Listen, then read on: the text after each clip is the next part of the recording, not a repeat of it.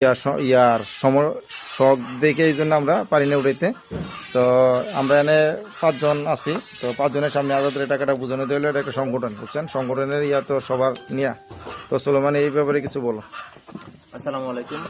আসলে আমরা অনেকদিন যাবত রমজানের কালেকশনটা করতেছিলাম। তো এতদিনে এই যে সময়টা, এই সময়টাতে আমরা প্রায় কত টাকা উঠছে, 30,000 টাকা, প্রায় 30,000 টাকা উঠছে। এই টাকাটা আমরা আজাদ ভাইয়ের কাছে হস্তান্তর করলাম। আজাদ ভাই কালকে চলে যাবো, আজকে চলে যাবো, কালকে রমজানের সাথে দেখা হইব, বলতে রমজান আব্বুর সাথে দেখা হইব, রমজানটা দেখতে যাইবো। তো এই কারণে আজাদ ভাইয়ের কাছে দিয়ে দিচ্ছি, 30,000 টাকা উঠছে। যাই হোক, যতটুকু পারছি আমরা আমাদের সংগঠনের মাধ্যমে ততটুকু আমরা হেল্প করছি।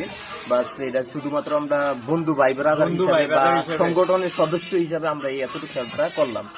তো যাই হোক, এটা রমজানের সাবজেক্ট এখন ক্লিয়ার। তো আগামীতে আমাদের একটা নতুন সংগঠনের তরফ থেকে নতুন একটা প্রবাসী ফান্ড গ্রুপ খোলা হয়েছে।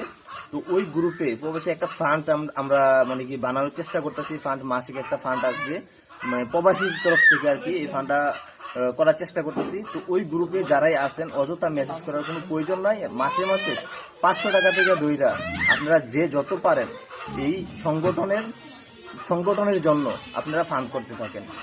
আর ওই গ্রুপে যারা যারা আছেন সবাইকে একটা কথাই বলি, অযথা মেসেজ কোনো প্রয়োজন নাই। যারা আছেন আরো যারা প্রবাসী আছে তাদেরকে অ্যাড দিয়ে দেন, জাস্ট এতটুকুই। আচ্ছা, ফান্ডটা কিসের জন্য? এই যে সংগঠন যে ফান্ড, কি কারণে ফান্ডটা করতেছো তোমরা? আচ্ছা, ফান্ড হলো আমাদের গ্রামের উন্নয়নের কাজের জন্য, এটা ভাঙ্গা বলতে হবে কাজের উদ্দেশ্যে। যেমন ধরেন এই রমজানে একটা বিপদে পড়ছে, আরো বিশেষ করে অনেক মানুষ বিপদে পড়তে পারে, আমাদের অসহায় মানুষরা।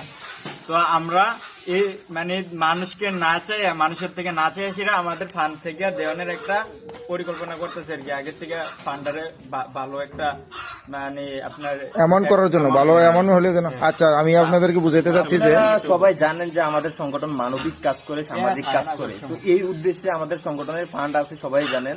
কেসিআর আছে, সাগরের কাছে ফান্ড থাকে। তো আসলে ফান্ডটা কালেক্ট করা হয় না তেমন ভাবে। যখন ইমার্জেন্সি একটা কাজ আসে, যেমন রমজানের কাজটা আসলো, তখন ইমার্জেন্সি ভাবে আমাদের কালেক্ট করতে অনেকটাই টাফ হয়ে যায়।